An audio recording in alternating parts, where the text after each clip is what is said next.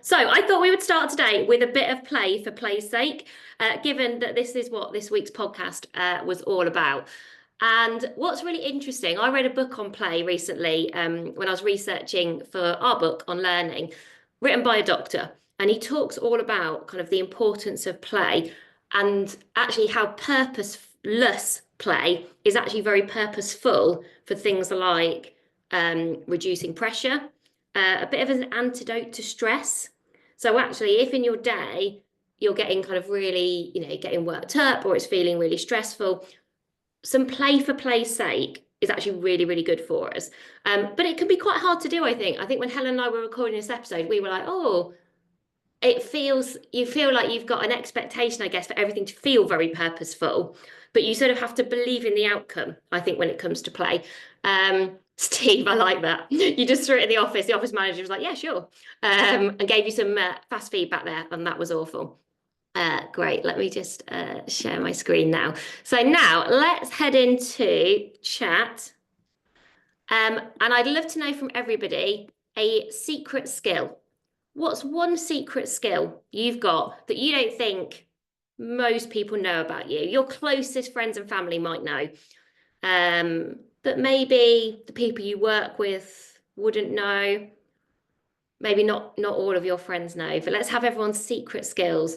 Sam's great at throwing a frisbee. Great. Cereal box game. Oh, I love the cereal box game, Carol. That is a Christmas game. If you've not played the cereal box game, I've not played that for a while. You can juggle. Have I just seen two? Sam and Lucy, both good at juggling. Double jointed at every joint. Katie, that also sounds a bit painful. Architectural photography. Dan, I feel like you have raised the bar there to something. I'm like, oh, that sounds very, very cultural. Baton twirling, Sarah, my favourite so far. Another juggler. Victoria, you can make people cry, but in a good way. Incredible. Very good at making random babies smile. Lucy, I like that. Hula hooping. Steve ran a photography studio. Brilliant salad maker. Love that. 15 things in it. Amazing. Laura used to be a French teacher. Amazing. I used to be an aerobics instructor. I'm also very good at rock pooling. So if you ever need someone to take your kid rock pooling, like I can find crabs, fish. I know a lot about blennies. If you don't know what a blenny is, really quite a dull British fish, but yeah, you can drop your kids off with me, Lucy, on a beach. And I can rock pool for a long time. I'd like never lose interest. I think my dad really liked doing it, so we did it a lot as a kid. And I've now worked out it is sort of quite a useful skill as a parent and as an auntie of an increasing amount of kids. Sue can calm babies. I mean, you must be in demand, Sue. Oh, your hugs make people emotional. That's so nice. We've all got these secret skills. Swimming. I think this is a really good playful team exercise.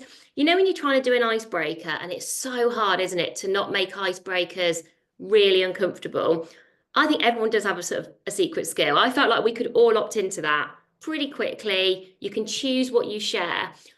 One of the things I think is really important when you're thinking about play, particularly I think in a team or in a group setting, is how do you make it sort of optional?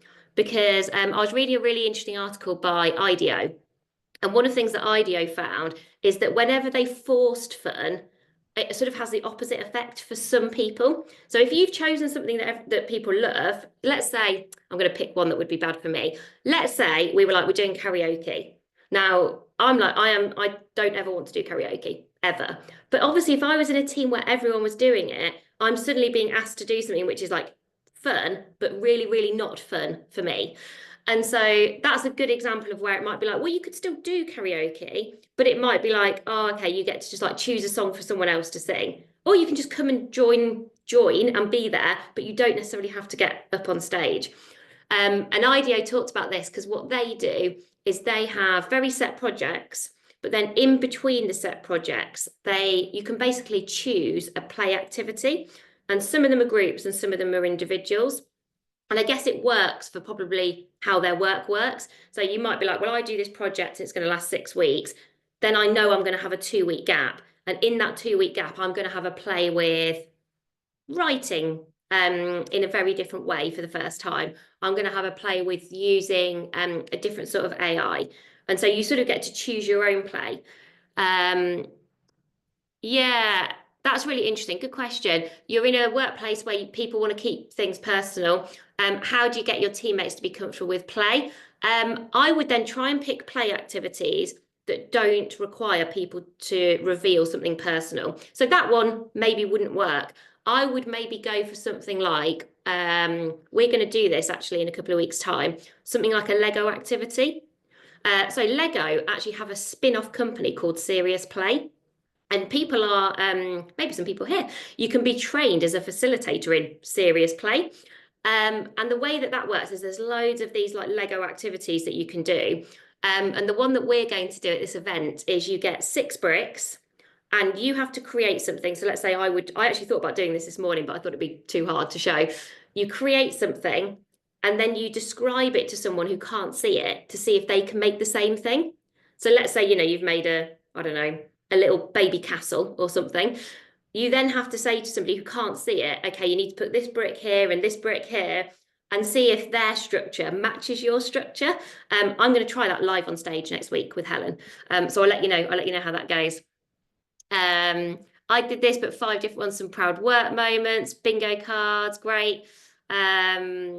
Yeah, nice to do it's nice to do sort of silly stuff, but that doesn't have to be personal. I think that's a really good idea. Oh, you've done Lego play, Dan, yeah, for Agile. Yeah. Yeah, I think it's I have actually looked into it, Claire, before, but couldn't quite make the dates work because they do it globally, but they very rarely they do come to the UK, I think twice a year. So it is worth looking at. It is a bit like Taskmaster. That's probably quite a good place for inspiration. All right, what did I have next? Favorite movie. I made Helen answer this one on the podcast. And actually, I'll give you a behind the scenes snapshot into the podcast. She made me pause the podcast because she took the question so seriously, which is very unlike her. Devil Wears Prada, great choice. What favorite films? I always wonder whether your favorite film has some nostalgia attached to it. Mine does. Mine would be Bodyguard. I loved The Bodyguard. Also, when we were growing up, we had like videos, obviously like a video player. And also we had about 3 videos and Bodyguard was one of them. So I feel like my repertoire was so short because was so small, we just didn't have like enough money to buy very many videos. So we just had these like same 3, just like on repeat. Sword in the Stone, Sam, is a great choice. Shawshank Redemption, very good, Sarah, good one. Mary Poppins. There's now a new Mary Poppins, isn't there, with Emily Blunt? But there's the original. Do you know, Sarah, Robin Hood, Prince of Thieves? I was telling my little boy Max about that film the other day because he's going to see Robin Hood at the theatre at Christmas, and it gets a really rubbish rating on Rotten Tomatoes. And I was like, but that's the best film. I love that film. Apart from The Witch, which gave me nightmares the first time I watched that for quite a long time. Top Gun, great choice. I really like. What's the guy's name? Jerry Bruckheimer. I love a Jerry Bruckheimer type film. Like aeroplanes, motorbikes, so cheesy but so good. Craig, Amelie is a very lovely choice. I went to see Amelie by myself at the cinema and really enjoyed it. Ferris Bueller, great choice. The Holiday, nearly Christmas, everyone. I feel like The Holiday is one of those rubbish best films. You're like, this is rubbish and brilliant.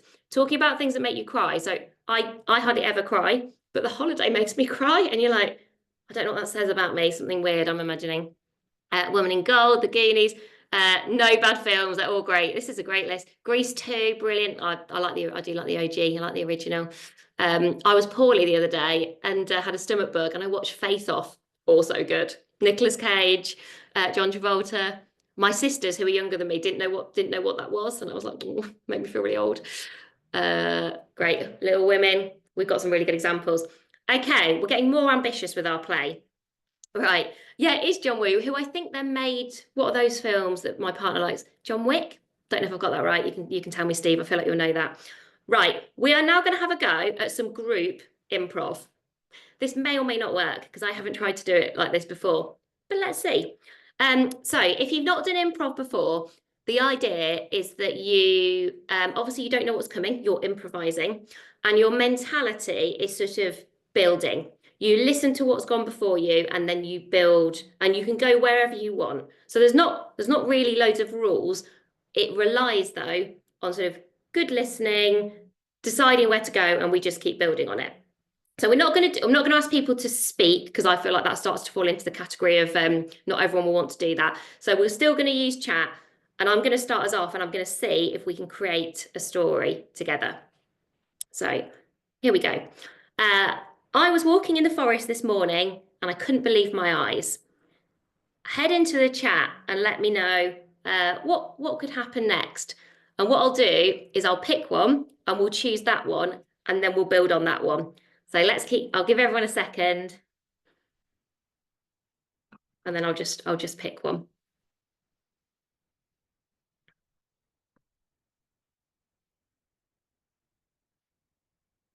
Just going to give everyone a moment, because I know for some people this would take me a bit longer. I mean, we've got 2 people talking about unicorns. Interesting.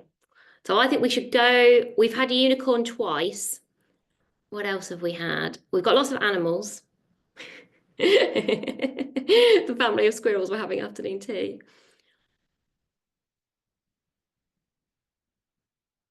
Frankie, I like that. There was too much mud and I turned back. I like the practicality of that one that you've gone with. I feel like, yes, that could happen. Breakfast was on the table. I met a bear with toilet paper. There was some deer. Lovely. Golden deer. Didn't have my glasses on. I love how some people get very sort of straight away. Some people go very magical, and some people go very practical.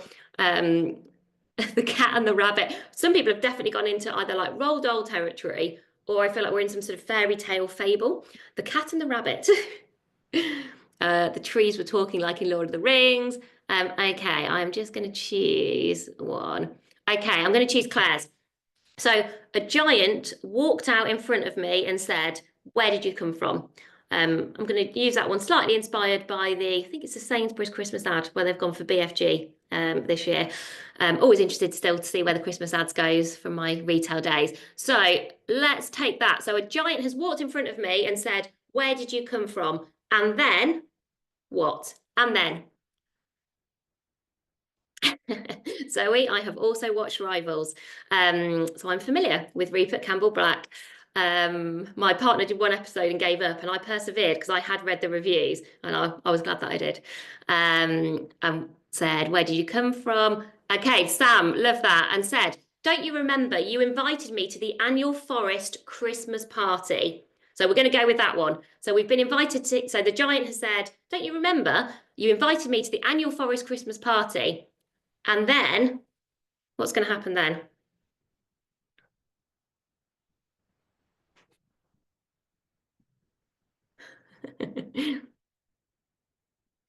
What's happening? I've got my dress and shoes and you're my date. Lovely. Let's go with that, Craig. I like that. The giant replied, was I meant to organise something? And I said, actually, I'm going to go with Haley's. "I'm so sorry. I've got the wrong date." So we've got this. Where are we now? We're having Christmas party in the forest with a giant. The giant's like, "Am I meant to organise something?" We're worried that we've got the wrong date. Okay, let's do a free for all. Caroline's now said, "Oh, maybe it wasn't you. It could have been the ogre in the field." Yes. "Didn't you bring the inflatables?" It's okay because there's a lake in the forest, so we're okay. Oh no, so we're a bit worried we haven't got the inflatables. Is there an ogre? Is he or she or they joining? We don't know.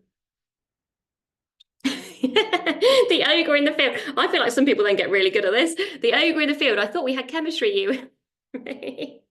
Brilliant. We will stop there. I think that is the perfect place to spot, which made me laugh.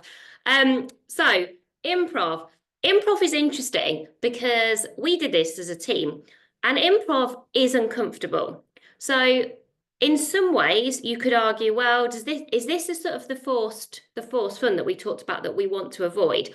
What I think works about improv is it's universally uncomfortable. And also the purpose is like the same for everybody. No one really is better at improv than others. And so, yes, you get people going in different directions, like we just had. So some people kind of go one way, some people go another. Do you know what, Sarah? I had story cubes for Max as well. For those of you who don't know story cubes, they're blocks that look like dice, and you sort of roll them, and then they have pictures on top, and your kid sort of puts them in an order, and then you try to tell a story. Oh, then the Black Witch went to the cauldron. Obviously, like I loved my kid doing that, and I was getting really into it.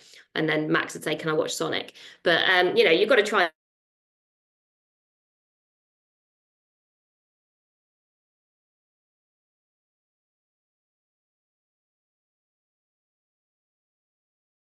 What was interesting when I went to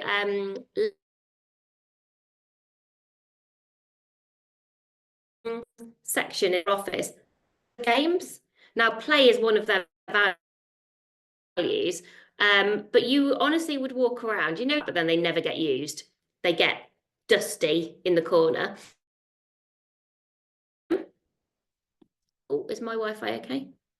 Everybody, can you hear me, Sarah? Yep, you're nodding. Yeah. So when I went to Lego,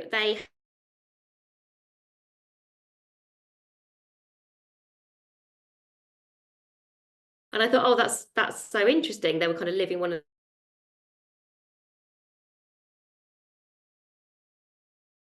the values of play.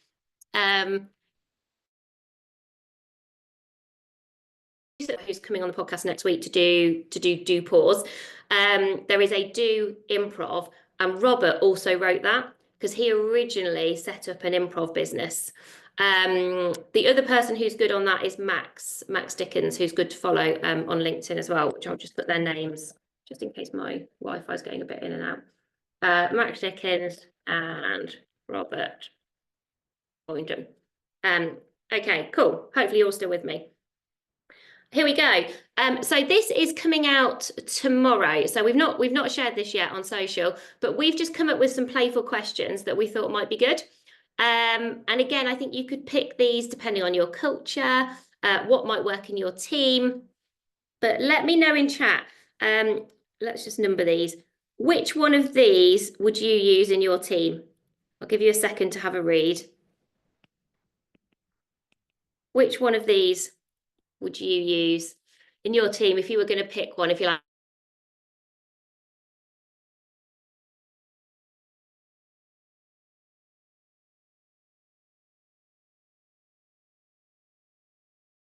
Interested in what's your go-to comfort food?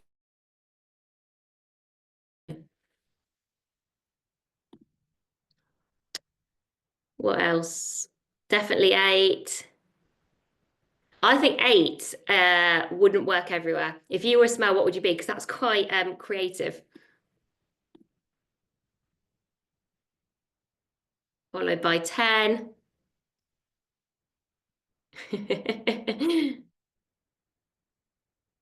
What's 9? Let me move the chat. What's your favorite TV show that you could watch on repeat? That's a good question because I feel again like everybody has something they watch on repeat. Schitt's Creek for me. Used to be Friends, but Friends I just feel like hasn't dated that well. But maybe that'll be the same for things that I like watching on repeat now. But I used to watch a lot of Friends in the 90s. 1 and 3 recently is interview questions. That's fascinating. What was your dream job when you were little and why? Lovely. Best piece of advice you've ever been given? Yeah, they're good. They're good interview questions. I think, yeah, friends for me too. Go to on a plane journey. Great. Okay. And then last question from me to you. If you were going to add more play into your week personally next week, what would you start doing? So if you were thinking now just for yourself, so not about your team, not about your organization, but just for you, if you knew that by adding a bit of play, you were going to be more efficient and effective, more creative, look after your brain, helps you to rest a bit, like what would you do differently next week if you were going to add a bit of play? And actually, I'm going to get a link for everybody as one idea for something you could do. Oh, I've got the I know. There we go.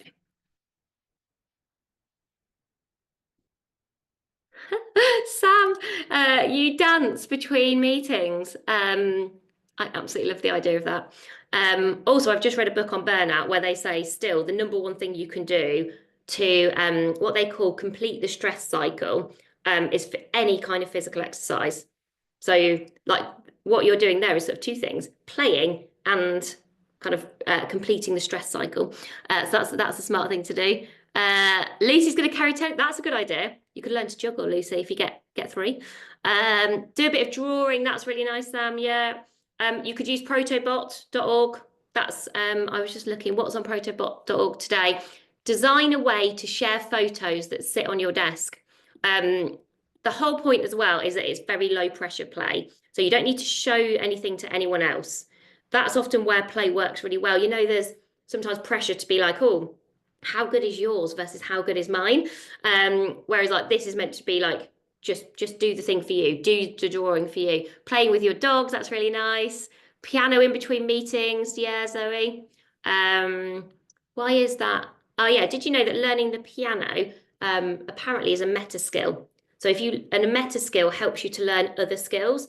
And so I am thinking like my 7-year-old is learning the piano intermittently. I'm like, maybe I should get him to teach me to play the piano, because apparently it's good sometimes to get a kid to teach you something. It will help him to learn, me being manipulative about trying to get him to learn the piano. But then it'll be good for my meta learning too. Do something creative in lunch rather than just running to Pret. Yeah, God, I remember those days of running to Pret. There used to be a Pret opposite Sainsbury's, like right opposite. And you literally used to run out of the building, get to Pret and run back again.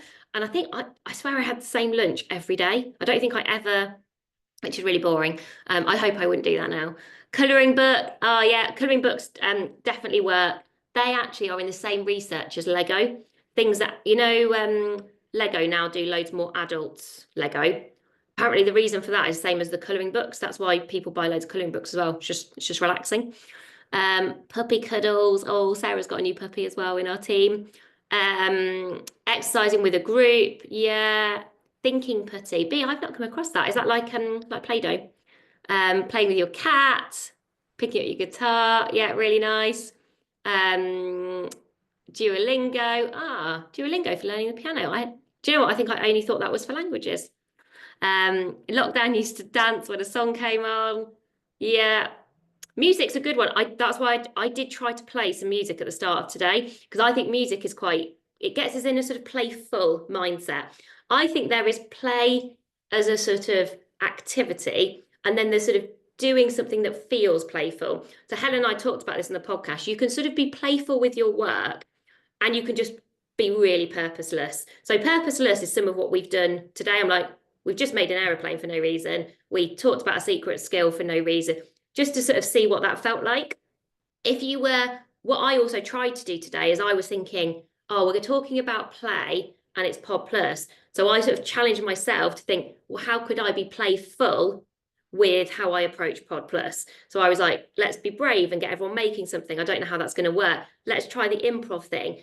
Let's do some stuff that I've not kind of done before. So final question for you before you go off for the rest of your Thursday. How do you feel now? How do you feel after the last half an hour in one word? So we have spent some time playing together, and I just wonder how everyone feels. And it's quite different. You know, I've not gone to you like we might normally do. Action, tool, let's do this for our learning and development, which actually felt a bit uncomfortable to me, because I was like, am I really going to get everyone to make paper airplanes? Turns out, yes. We feel lighter, happy, energized, fun, upbeat, relaxed, inspired. This would work for yourself, feels creative, loads of food for thought. Great. I am glad that we had a go at playing this morning.